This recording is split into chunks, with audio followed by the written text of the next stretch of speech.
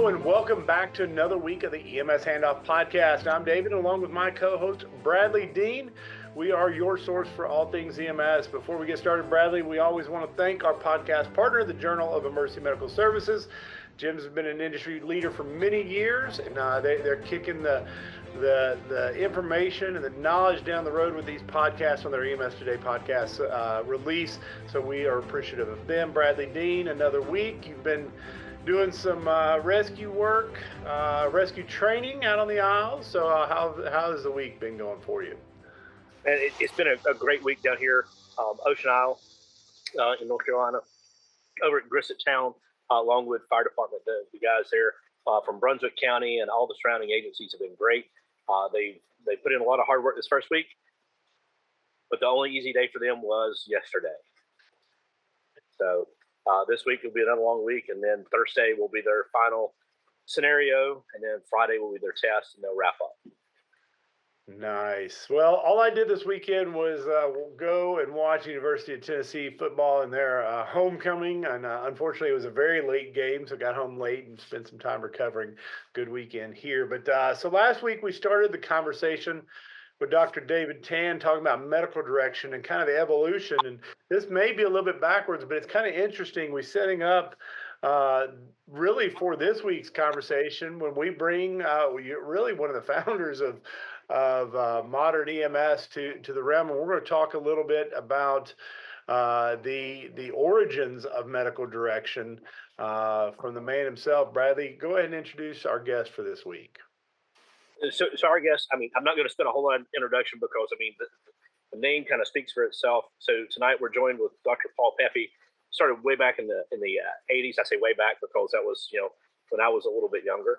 But the whole part of that is he was one of the first full-time medical directors that stepped in and really sought to make EMS better. And not only did he make it better, he kind of laid the groundwork for a lot of other people leading up to today, a big think tank of medical directors across the country known as the Eagles. And then he hosts and kind of organizes a gathering of the Eagles every year. So I'm going to turn it over and let Dr. Pepe just kind of introduce himself and give a little bit of background, and we'll get started. Okay, well, great. Thank you very much. That was a nice introduction. It was funny when you said, about how long ago I've been at this, right? Because I actually been on the streets now I figured it out, over a half a century been on the streets. And so, which is like bizarre, right? To be thinking about that. But I really, I think that what I'm going to go through in a little while is tell you why that was so important, and why and how I learned to do that, and from my mentors who are great role models and all that. And I'm pleased to be able to have then started some training for others who have just done fantastic jobs around the country and all that. So over the years, and we'll talk a little bit how things about what I thought then. If you're interested in the roots and origins of it, let me go back to even how EMS as we know it today kind of started, okay? There was the white paper that came out in the late 60s about all the car wrecks, et cetera. We need to have a better preparation for it. So it kind of laid the groundwork for basic life support providers, I guess. That was evolving at that time, but at the same time, we were seeing that heart attacks were a big problem, and it was being thought that, wow, this is a major epidemic. We need to be able to help people, take care of them with myocardial infarction.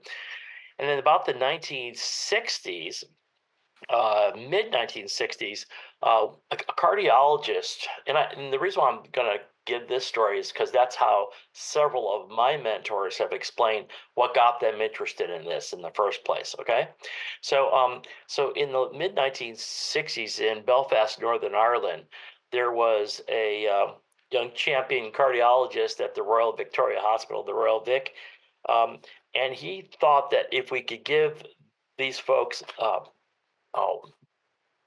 morphine, oxygen, settle them down. Again, maybe that would salvage myocardium. That was the thinking. We didn't know about clots happening in the arteries at that time. We were just trying to keep people sort of quiet, more rested, and maybe take away their pain, and that maybe be less stimulus, etc. on the heart. I had cardiologist friends who would teach me all sorts of tricks, like, for example, back in that day, that what we can often do with people is have them do kind of a deep breath, so they have kind of a vagal tone going on. You can see their heart rate's going down, because the more your heart rate is demanding things, the more stress it would be on the heart. So that was kind of the thinking back then.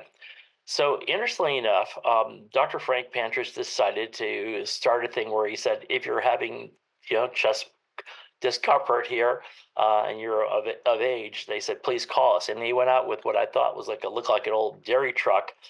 But at that time, Zoll and others had come up with the concept of a defibrillator. So they took that along, because they've had people who did have, say, ventricular fibrillation or need to receive a so-called counter shock.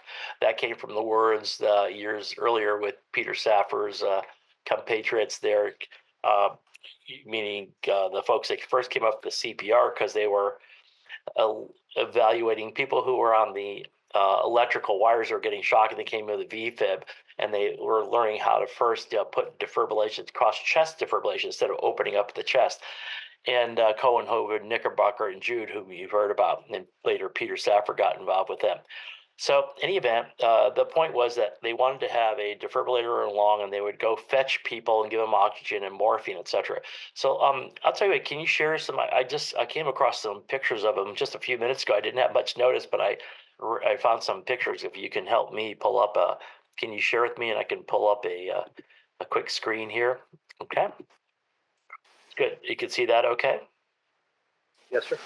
Let me see if I can find a start here slide. Here we go. Okay, and there are only going to be a couple of slides I usually don't like, but it's kind of cool to see the visuals. I mean, and a lot of this I actually put together literally in the last 15, 20 minutes, knowing what we were going to be talking about.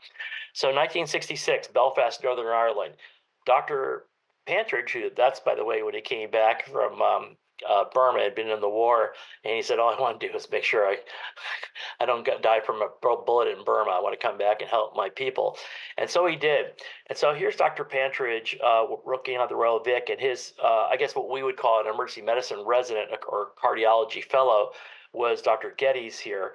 And there were some of the nurses that helped him out, and there was their unit that they went out on, etc. And what they did was they had a really kind of makeshift, heavy paddled defibrillator that they took along with them.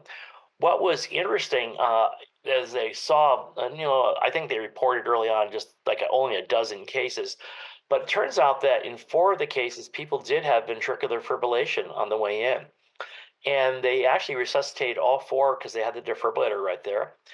And again, this is how, as told to me, right? And I've met them and met Dr. Pantridge, etc. And so the 4 of the cases, they had ventricular fibrillation, and all 4 of those people were resuscitated. They got to the hospital. One lady did die later of irretractable congestive heart failure, but she still made it to the hospital alive, etc. But even though she had an underlying terrible problem that prompted the arrest. The interesting thing is, just sort of fast forward when we get to Dr. Len Cobb in Seattle, is that his vision was he thought that a lot of the people who had ventricular fibrillation in the streets basically were not necessarily didn't necessarily have unsalvageable hearts. And actually, it turns out both in Seattle and then later in Houston, when I was there, almost half the cases of people who we resuscitated VF didn't even have the heart muscle damage. In other words, enzymes were not rising, when they got there. So they probably had an ischemic thing that just basically triggered the electrical system first, not the heart muscle, and basically got into VFib. So when we were able to resuscitate them, they actually had pretty good prognosis if we could get there in time, because obviously time is of the essence there. So one of the lessons learned by Dr. Geddes and he published the paper in Lancet in August 5th, 1967, classic paper. He basically said, here's what we did, here's what we found. So it caught the imagination of people in our country, such as Dr. Grace here in New York City, who worked out of, I think, St. Vincent's. There was Marty Keller in Columbus, Ohio. Gene Nagel down in Miami. There was people like folks in Los Angeles that were doing it. I could go on, and I feel bad leaving out any names, but there were just a lot of people. But my story begins in Seattle because that's where I was up doing my training, and it begins with people like Dr. Leonard Cobb. By the way, this is the view from my apartment on July. It was like June 22nd, I think, to 1982, if I remember correctly. But it was just amazing because it was like 11 o'clock at night, and because of where you are in the latitudes, you still had a great sunlight out. Good view from my apartment. But what happened was on the first assignment that I had as a resident there in Seattle, one of my attendings was Dr. Leonard Cobb. Now, this is an amazing human being. Okay. So again, there are all these other studies and stories about folks in all these different cities around the country, but this is the one I know well, and it kind of probably parallels the others. But what was kind of cool about Dr. Cobb was that he really was concentrating on these VFib patients and not just getting out there with a mobile intensive care unit. And so it was kind of interesting if we had to get to these guys right away that had sudden death, instead of pronouncing them dead, could we get out there and see if they were shockable and we could get them back? So in any event, he was the chief of cardiology at what was then called King County Hospital. It was the later known as Harborview Medical Center. And so he had a quandary because he had trying to figure out what to do here. And so what he did was he approached John Peterson, who was I think, no, not John Peterson, was I'm sorry about the name. I may have got the name mixed up. Golly, yeah, I forgot. John Peterson was another cardiologist, but he approached the head of the health department at the time, and it was Don something. Sorry, it doesn't elude me. It doesn't matter. He approached the health director and said, "Hey, I've called the neighborhood, ambulance company, and they're not interested in responding out there to dead people, right?" And so he said, I'm trying to figure out who I could get to respond out there or get us out there, the doctors. And that's an important point because they first responded with doctors. Okay. And so he said, well, think about it.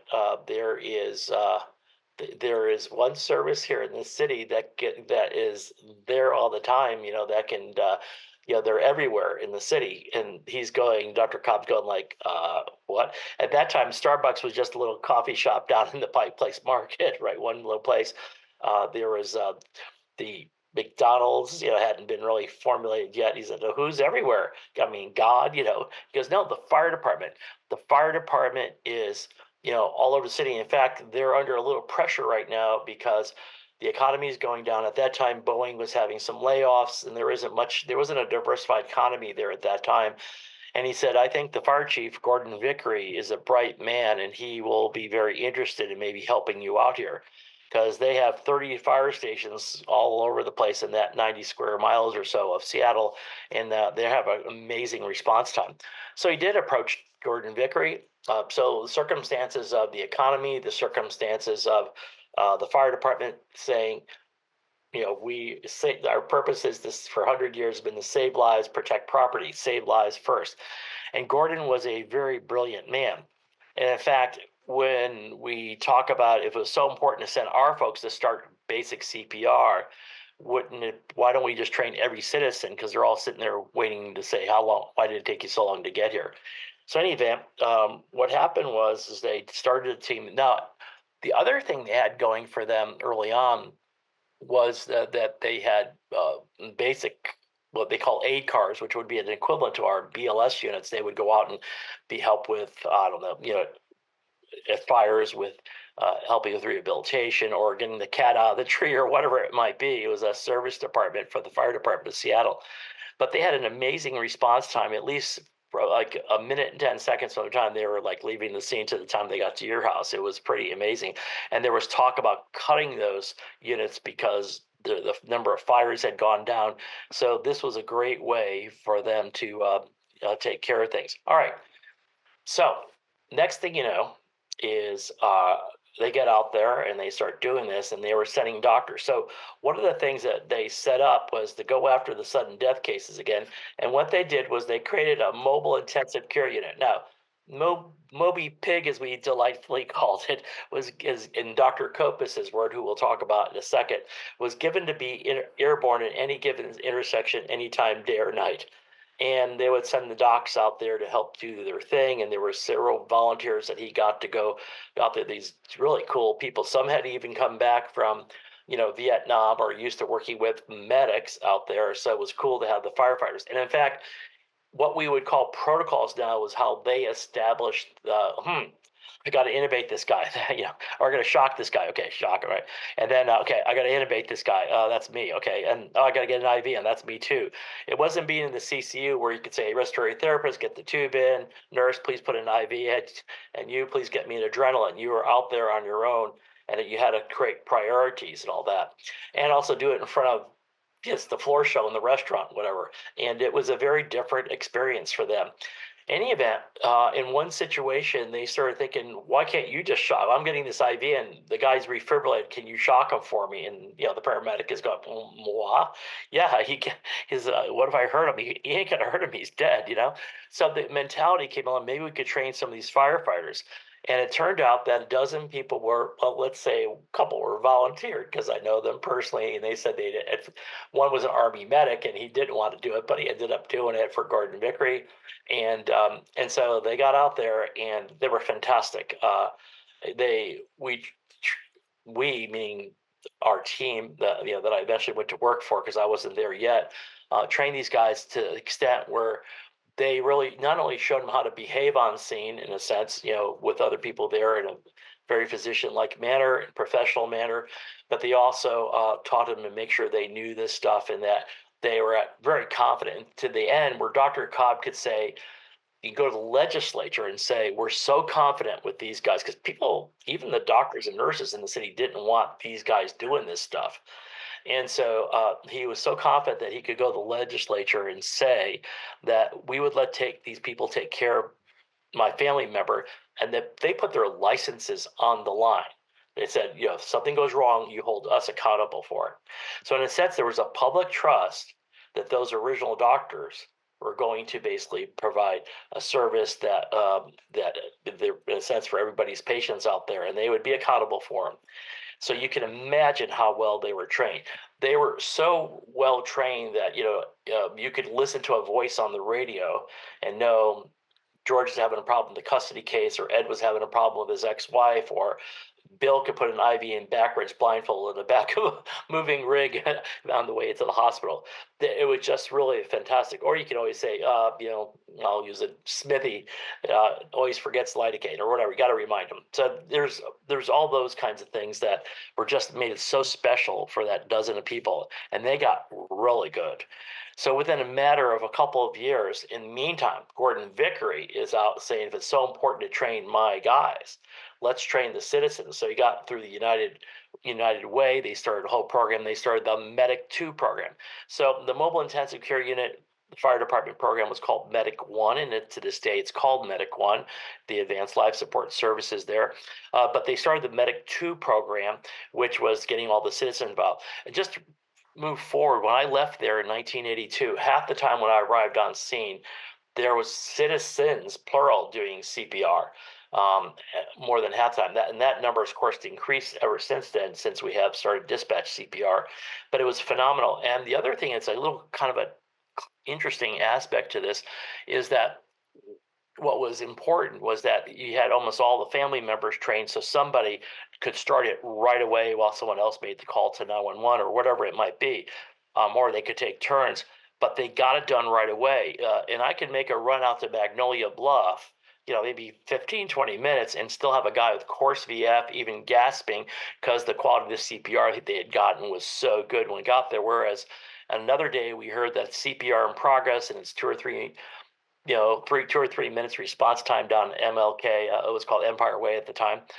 And then we find out the guy's got so VF and all that. But it turned out the person had basically collapsed. They called the nurse from across the street. She came over, said, called 911 and began CPR. So it was delayed there. So one of the things I always pay attention to is that we don't look at CPR by bystanders as a binary equation. I look very closely at that as to when it got started and how it happened and who was out.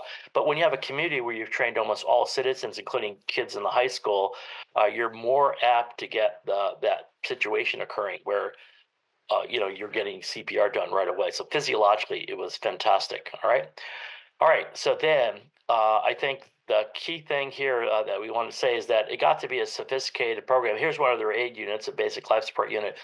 And so one of the things they did was about whatever it is, you guys know, 80, 90, maybe 95% of the cases that we require don't really need a paramedic, don't need invasive procedures. That a basic EMT could probably handle it in most cases. But even if you said 85%, so what they did was they actually spared the paramedics and they would send basic life support units, the aid cars out there to respond. And that left us with 4 medic units covering a whole city of about, I think, a little over 500,000 at the time. And they developed some of the highest survival rates in the world. And the reason why is that those guys were not limited to, but they were kind of more focused on the advanced life support cases, and their skills skyrocketed, intubation, but their judgment, everything else was really cool. And they had also started off with good habits in the first place, and they passed those on generation to generation. So that was kind of cool. Right about that time, though, okay, I get involved. Okay. So a person that got appointed by Dr. Cobb to actually take care of the operations on a day-to-day was Dr. Mike Kopis. Mike was just phenomenal. He and I were almost opposite personalities. He was a very strict military background. He had just come out of the U.S. Army service over in Europe. He was very strict and he was very laconic, meaning man of very few words. It's kind of like and the way he talked actually reminded me of that movie Dirty Harry, where they'd say, "Hey Harry, they're going to give you a medal. The mayor's going to give you a medal," and he'd go, "Swell." And that kind of was Dr. Kopis. It was just he's very to the point, and so that leads me to the story of how I got involved in all this. Okay. One of the things about Dr. Kopis is that he had a radio on, and that radio, I don't know if you can see this here and what it's called. Let me see if I can get it. Does anybody read what that is? Portable 55. Okay. And their portable 44 was the lieutenant, for example, that was on for EMS, et cetera. And the medical director was portable 55, i.e. interchangeable at MKC, Michael K. Kopis, with Dr. Kopis, Dr. C, et cetera. But portable 55, we knew him as, we would refer to him, was there around the clock. So I want to give you a quick story. And I'm going to tell you, this is a pivotal event for me because it kind of changed how I would eventually become a medical director and how I would like say behave as a medical director, or perform or act as a medical director. So I was a second-year resident early on there in the programs, and I was in the emergency department, and Dr. Kopis had oversight of the emergency department as well. So he was giving my orientation to working in the emergency department. He'd go, "Okay, here's the CT scan, here's the trauma room, take him around." So finally, he takes me to a room that was interesting. I opened the door, and it was where you could talk on the radio to the paramedics in the streets. So he walks me in there, and how they have 2 day or day long medical director courses. This is my medical director course. It was about 20 seconds. And he said, "Okay," he goes, "when you get here, when they call you medic 1 doctor, I want you to press down on this thing." And he was pressing down a radio, let's say, the little button that you press on. He was pressed down on this for 3 seconds, speak legibly, tell them who you are and now see what they want. And then he says, "Keep them honest, don't screw with them." Okay. And I'm going, okay. Yeah, that kind of thing. So that was my medical direction from him. And it sort of epitomized how he did business, right? And we also always used to joke about, just I could go on and on. Okay, so I make a few calls during the day where they're requesting an IV, maybe for a patient with, I don't know, whatever it was at the time. I give them a bunch of IV fluids, or I give them some nitro, or whatever it might be. About 3 o'clock in the morning, maybe 3:30 in the morning, I get called by Medic 17. At that time was, I think now Medic 16 is territory now, but they were the busiest up there in the neighborhood. That's, the overnight neighborhood. And so I get a call from them, and they say, Medic 1 doctor, we have a 35-year-old man in status epilepticus. He's ceasing away, and we like to intubate him. So any problem, because he's totally blue and not looking good. We request for we want to have a request for some Anectine, 100 of Anectine, and I go, and I'm thinking to myself, gee, he'd still be seizing internally, right? I know he can get the airway in, and that would help, but so I said, tell you what, why don't you guys try 5 to 10 of Valium, whatever will work, first, and then try to intubate him at that point in time. So there was kind of a silence there, and I'm going, uh-oh, okay. So I reach over to the button again. I said, okay, 3 seconds. I hold it, 1, 2, 3, okay. Medic 1, Doctor, Medic 17, did you copy? And they said, Doc, we'd still like to go with the Anectine. And I'm going, oh my God. I'm sitting there going, keep them honest, don't screw with them, right? All of a sudden, over the airways, okay, this was probably under his pillow, okay. It's poor. I used to call his wife St. Lucy Copus, fantastic. And all of a sudden, I get this thing, and he says, you hear this voice, but first of all, I don't know who it is. There's this voice coming across the airway that says, push the Valium, just like that. You remember, this is my first day on the job there, and all of a sudden, there was an immediate affirmative, right? And I'm going, who is that guy, right? Who was that? All of a sudden, this red phone rings in. And remember, at that time, the president of the Soviet Union was Brezhnev. So I'm going, so I said, it's Brezhnev. So I answer the phone. I go, da. Yeah, I was, like I said, a different kind of person back then. And all of a sudden, he goes, you're on the Valium. And that was it. I go, who was that? It's like, turned out it was Dr. Copus. So what's my point? The point is that I learned that this was under your pillow. It was on. You can tell when I'll use different names here. Eddie Castor's kid was getting chemotherapy that week, or George was having a problem with his kid again, or that Bill had a sick person, because he never panics, and I could hear it in his voice as he's racing code 3 to the hospital. So it began to be, and I would use it around the clock too, because I could be on one side later in Houston as I arrived there. I could be on one side of the city and just had my voice on the radio. It was enough to change behaviors sometimes, because they said, oh, he may be showing up the scene any minute now. Let's get it together, that kind of thing.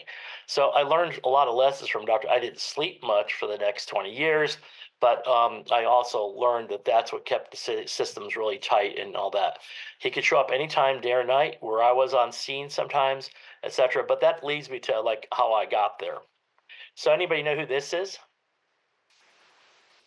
This is Willie Sutton. Okay, got it. And you know who Willie Sutton was?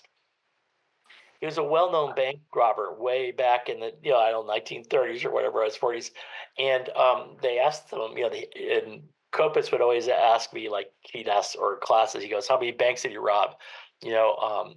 84 or whatever it was, right? And he goes, how many did they rob successfully?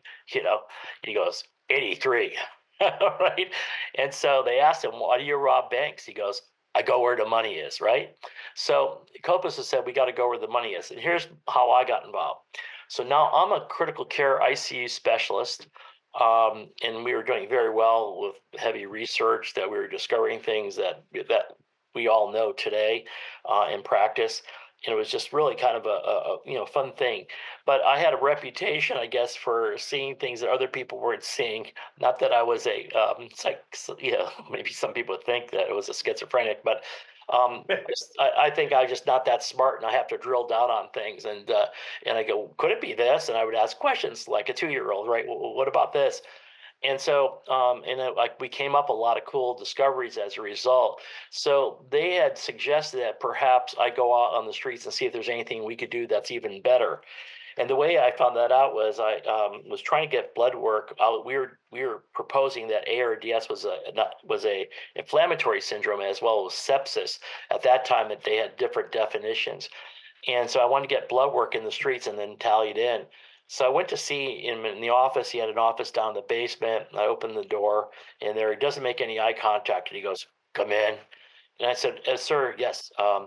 He goes, "Yes, go ahead." And I go, "My team and I have a proposal about," and I was going to go on, but whatever, and describe it. And suddenly, without looking up and just doing his paperwork, he goes, "We'll do it for you." And I go, "You'll do what, sir?" He goes, "We'll get the damn blood for you." And I said, "Okay." So, anyways, next thing you know is, uh, I turned around and I was walking out the door, and I said, "Wow, I guess I should be happy," because I'd done a lot of homework doing a write up for proposing, and he just put the thing down here. So as I'm walking out the door, all of a sudden he goes, "So what are you gonna do for us?" And I go, "Oh, okay." And I turn around, and here he is with his arms folded like this, looking me straight in the eye. And he goes, "What are you gonna do for us?" And I'll go, "What would you like me to do, sir?" And he goes, "Well, I talked to your boss." And I'd never heard this expression before. He says you think outside the box. It may be the first time it was ever used. So I go, "Outside the ambulance, outside the, what was he talking about?" And he goes, "Personally, I don't think you've ever been inside the box." And I'm going, "Okay, is that a compliment, an insult, both, whatever, you know?"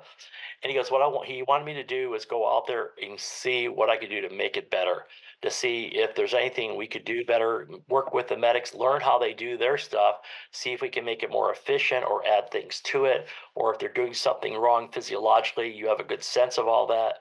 So part of my job would be to, go out and make sure that they were doing quality CPR, not interrupting it, and make sure they knew how to ventilate properly, which people still don't know today, and all those kinds of things. And it was really amazing, and we really did well. And we were, there was a 60 Minutes down. I think everybody knows about the reputation that Seattle had, but that's kind of how I got into it. I could go on and talk about the next transition about how I go into Seattle, but do you guys have any questions? Because I want to tell you, remember, medicine, EMS, is emergency medical services. So this started with physicians going out there, and then they found out they could delegate it to others if they were trained well and supervised well and supported well. I have a video I'd love to play with Dr. Kopis later on, that just epitomizes all that, because all he says is support your people so they will take care of the people better. And so I really learned some invaluable lessons that just hung with me forever out there. And then I got recruited to Houston later to run ICUs down there. But at this point in time, I like to stop as a kind of a break in terms of how this all gets started in the first place. So I hope that was interesting to you anyways. Absolutely. I've actually been sitting here taking some notes. So I just gone to school so far this morning or this afternoon listening to you.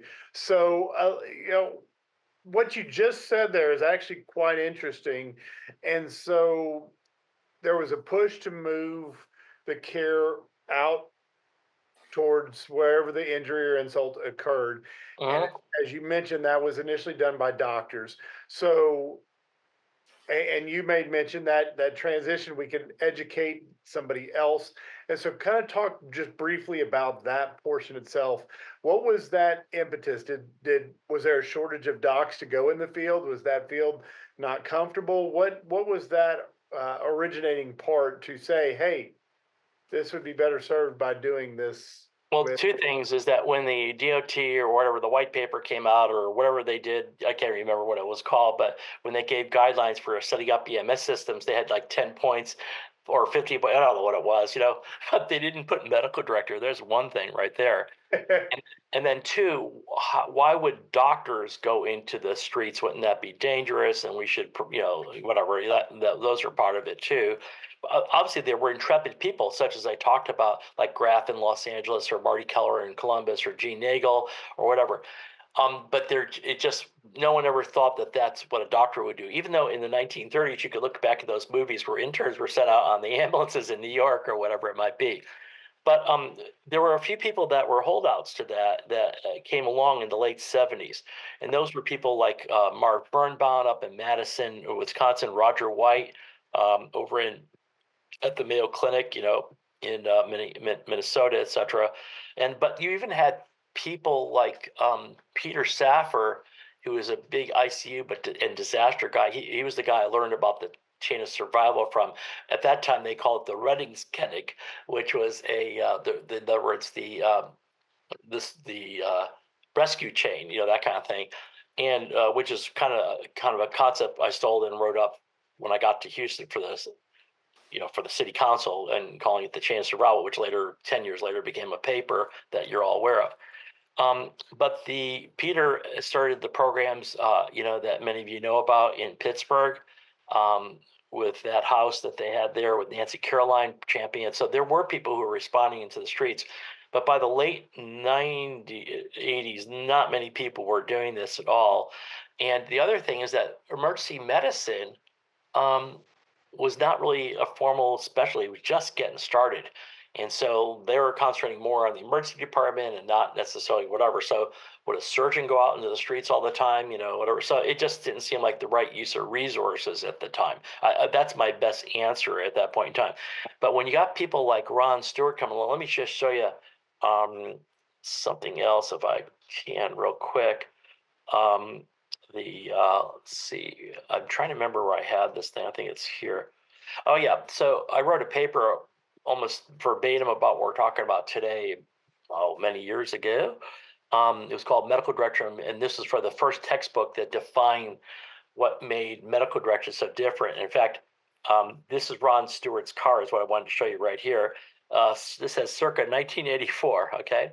EMS Medical Director response vehicle, and it was well known to be given around the streets there as well, Pittsburgh on all the hills. One thing I should note that when I wrote the paper, part of it was they were saying this isn't a unique specialty. You can learn all the stuff from emergency medicine, and you can see who the authors were here.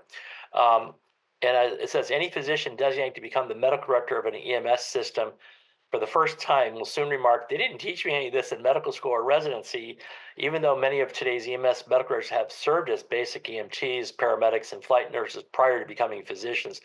The expertise required to provide medical oversight overshadows all that experience, etc. So all I'm saying at this point in time is that they weren't ready for time. In fact, the way NAEMSP got started was kind of pivoting off of that concept.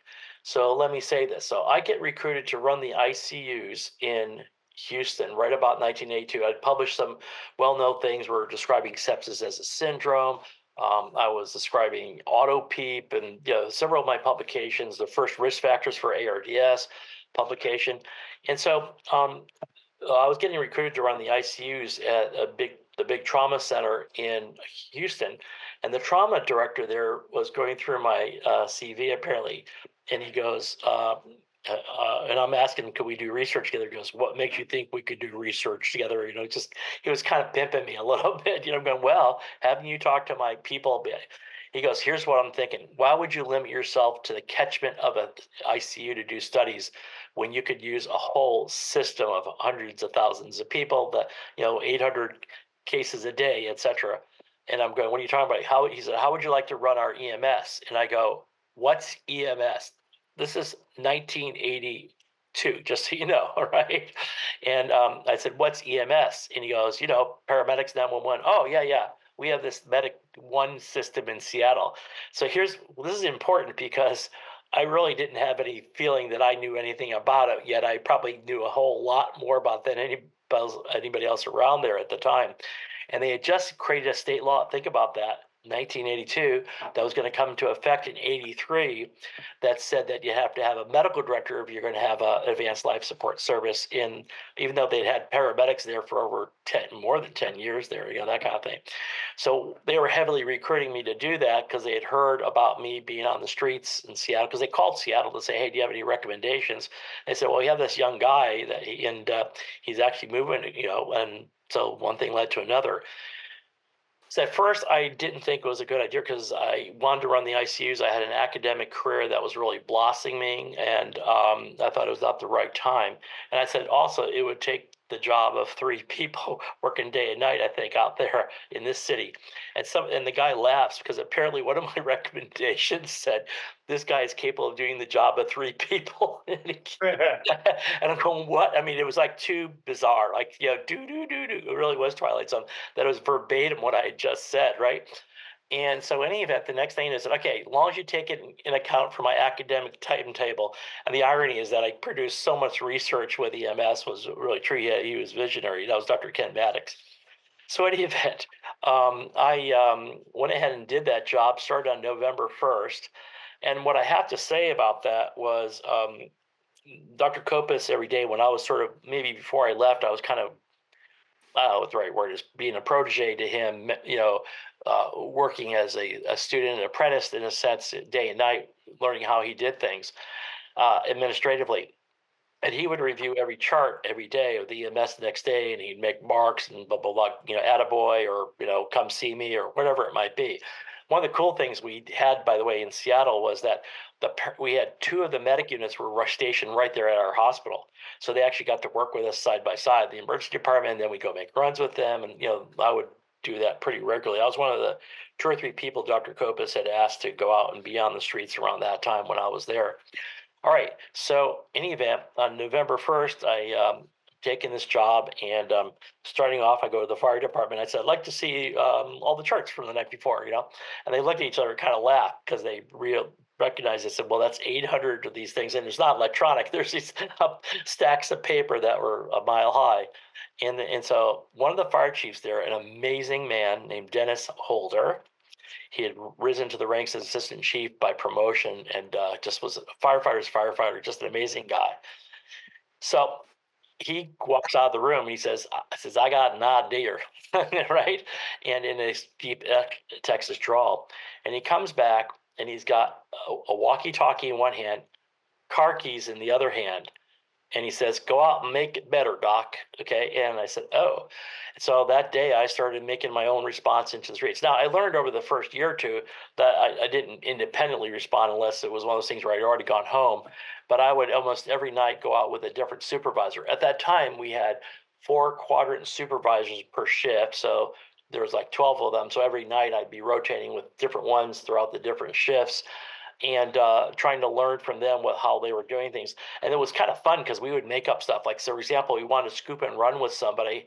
And I said, oh, should we mobilize his spine? I said, I got an idea. It's just, you guys hold the end of the stretcher, the backboard there. I'm going to pull it out this way. We did it, and we just wrapped it like this. I go, okay, let's go now, right? And so we just started learning tricks of the trade there that would expedite the care, et cetera. And they had policies like 1 IV now, 1 en route. And I'm going, no, let's just get it en route, as best you can, et cetera, for someone that's bleeding internally. And then they get chewed out the hospital for only getting 1 IV when they actually got 2 en route. But the guy, as he's waking up, starts pulling, a thing out. Here's a doctor in the hospital saying, he goes, how come you didn't get 2 IVs? And I'm going, I think you should just take his report and not worry about the IVs right now. He goes, I decide what's important here.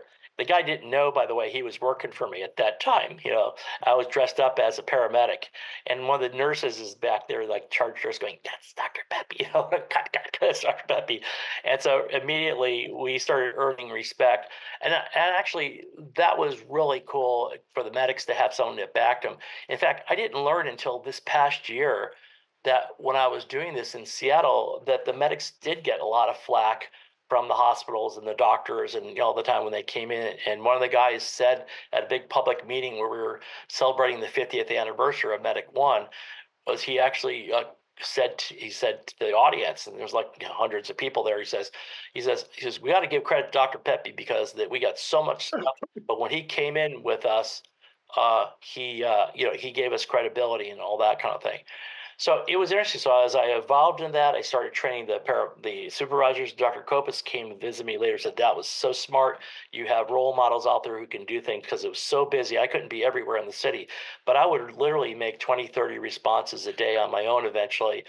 Someone recorded, I probably put in 4,200 endotracheal tubes before I got everybody else doing endotracheal tubes down there, et cetera, and so on. But I can, I think later on, I should come back and talk a little bit about how we founded NMSP and why. But one of the things I do want to say was that when I was leaving the city of Houston, I don't know, it was like about a decade and a half later to take the job working with Governor Ridge as a Commonwealth Emergency Director running a trauma center up in Pittsburgh.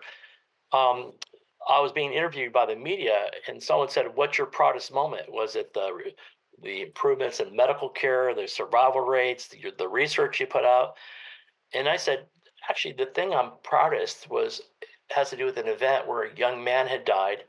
His son found him, 48-year-old guy, his like teenage son finds him down, calls mom, they come back in. So he's been down for a while. And I beat the medic unit and came in with the engine company, and they the AED didn't do much for them. I intubated them, etc. And then the medics got there, and it was asystolic. We go, "Oh, the guy's dead." So we're thinking to ourselves, I said, "Tell you what, this is not going to be a good scene to pronounce him dead here. Let's do a slow move to the hospital. We'll give a couple more rounds of epinephrine on the way in, but let's just get him out of here." And then I talked to the supervisor, Ronnie. I said, "Ronnie, take the kid in. I'm going to talk to the wife." So as I'm getting ready to leave, one of the engine company guys came up to me, knocked on the door, because they had been, in general, there was a tendency at that time in the mid to later 80s to come and be upset with me because I was sending engine companies out as first responders. They hadn't had that happen, and that was just typical for us in Seattle.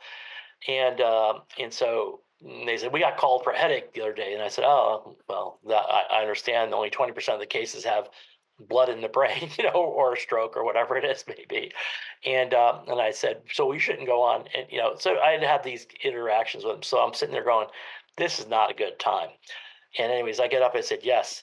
He goes, "Hey doc, if you don't mind, we're going to hang out here for a little while. The blood and the vomit is there on that carpet in there. She doesn't need to come back to that. And if you don't mind, we're going to stay here for a little while and clean it all up."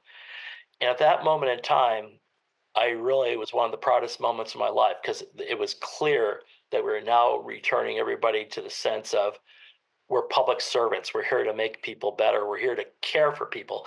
And my mantra over the years, and it came out of my first run in Seattle, by the way, which is interesting, was that my mantra has been that we don't treat people, we don't manage people, we care for people. And running back to that first run, when Dr. Kopis said, "We want you to go out there and see what else we could do better." The first run I made, by the way, was kind of interesting. Very first run, because we were going to a possible overdose in one of the high rises downtown. When we got there, we're up to some floor, and one of the firefighters, I don't know if he heard a click or something of the gun, he pushed me aside, and then the gunshot goes off. So I said, "Oh, this is different," right? But on the second run, we made it up to the Wallingford district, which is on the north side of town, and we went to this small, humble cottage, I would say, and this 75-year-old guy was there. And as we're all coming in, I came in with the engine company guys and the medic units. We came out of the same station. And they say, "She's gone, isn't she?" And we're going, "We'll find out, sir. We'll let you know." So we run in the back, and sure enough, there's this emaciated shell of a body of a woman who'd coughed out her life's blood, who basically was dead from the cancer that had riddled her, and there was nothing left. So yeah, she was dead, and there was no question. But what hit me at that moment in time was the privilege we have responding into these things. We talk about man's home as castle. Well, this is this man and woman's ultimate sanctuary, their bedroom, where there are trappings of their life, from their honeymoons to their grandchildren to whatever it may be. And it hit me at that time how it was almost like a privilege being here at this time, in essence. And in their room, it wasn't some quiet family room at the hospital. And it hit me at that time that he was, what do you think I'm thinking? It's not that she was our patient. He was our patient. He called us, okay? Because that man is having the most painful, most solemn, painful moment of his life. His mate of 50 years is gone. And we're sitting there, unable to do anything. I felt pretty helpless, quite frankly, because I was a cocky young guy, doing all this research, etc., and being very successful. And it really humbled me to be there and realize what a privilege it is every time we put an IV in someone, every time we ask them questions that they can't tell their spouse, when we ask them some, let's say, sensitive questions, right? What a privilege it is to be there at that moment of their life and try to do whatever I can to make it better and ease that pain. And I can, sometime I'll refer back to you on an Emily Dickinson poem that I always use about soothing one life. It's a cool poem that she wrote. But in any event, the point is that I really learned then and there that my job was to not provide management or treatment, was to provide care, and I wanted to make sure everybody that worked for me, every paramedic, every resident, and so on, would have and adopt that same philosophy, et cetera, at that period of time. And so the nights on the streets of Seattle and being there and actually doing it night after night really has shaped my life in many ways and changed my behaviors. Thanks to my mentors like Dr. Cobb and Dr. Kopis, Dr. Cobb being the amazing researcher, talent, understanding the politics, great mentorship, Dr. Kopis, et cetera.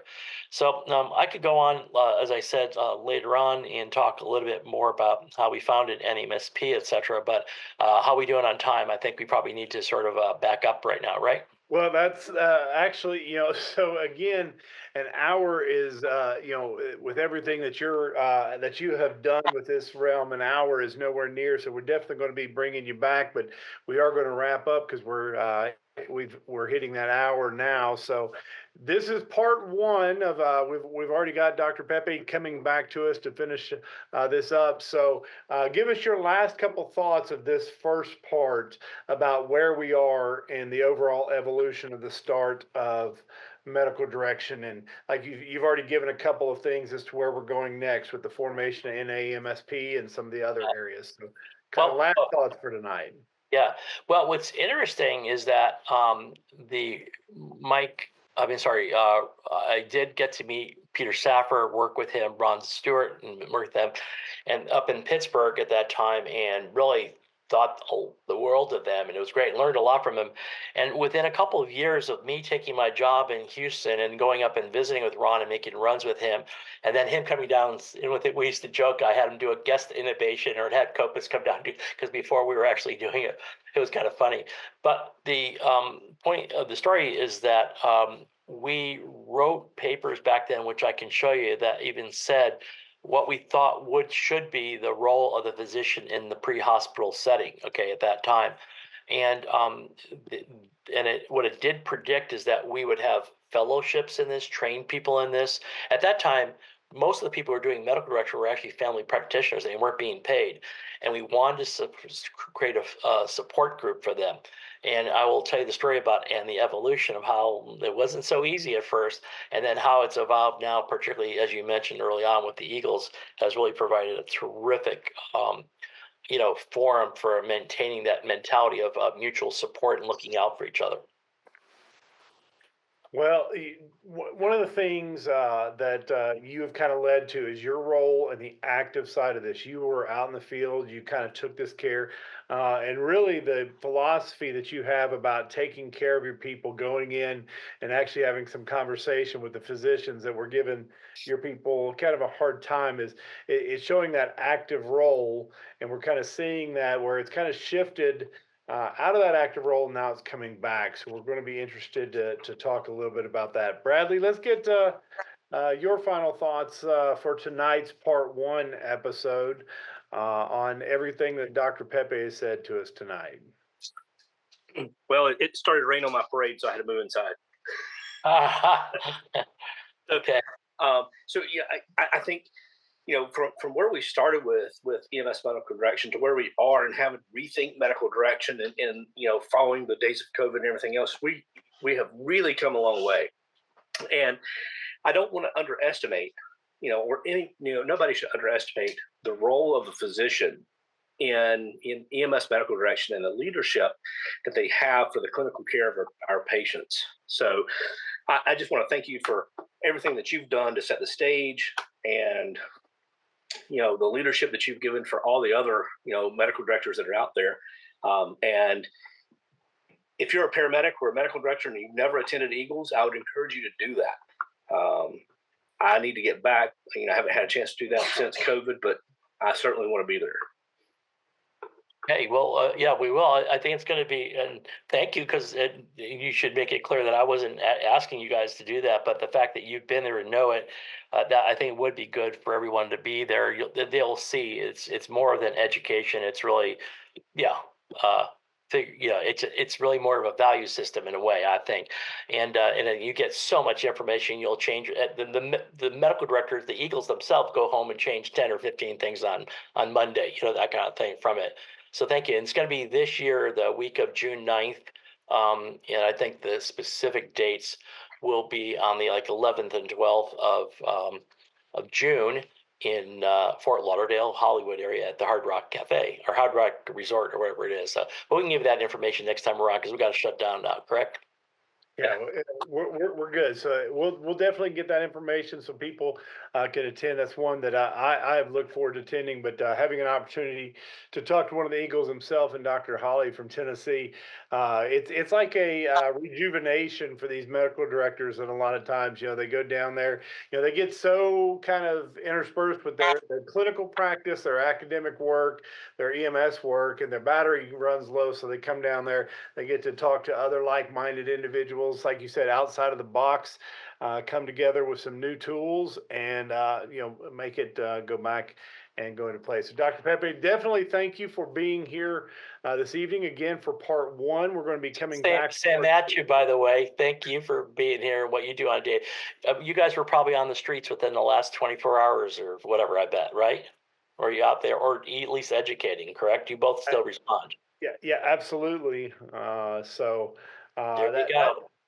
Those guys are doing a lot of stuff, and if you disconnect from that, it's a very tough to stay connected. So we will be coming back with part two in just a couple of weeks. So definitely come back and check out the next this edition with Dr. Pepe, and then follow up with Dr. Pepe as well. Then also come back to the one last week with Dr. Tan talking about the evolution, a lot about medical direction, and as Dr. Pepe has mentioned here, the provider on the street can move the medical director as much as the medical director move those. So those providers that are listening to this out on the GEMS platform and our YouTube, note that just because he's the medical director, he has the MD title, or he or she has the MD title, be willing to go talk. I love my medical director. It was a little scary the first time I look up and I see Dr. O'Brien just like standing there. He's not a tall man, but when you're down in the middle of the road and you look up and you see the doc standing there,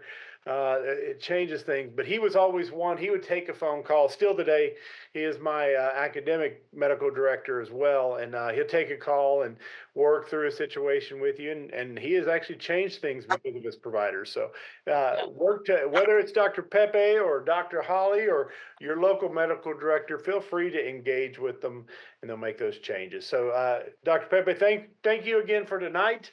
We'll come back in just a couple of weeks. For all of you all that are listening, we always look forward to recording these episodes, so don't forget to subscribe, rate, and review on your favorite podcast platform. We want to hear what you want to know about so we can hand off more information. But on behalf of Bradley Dean and myself, take care, stay safe, and always remember the value of your EMS handoff.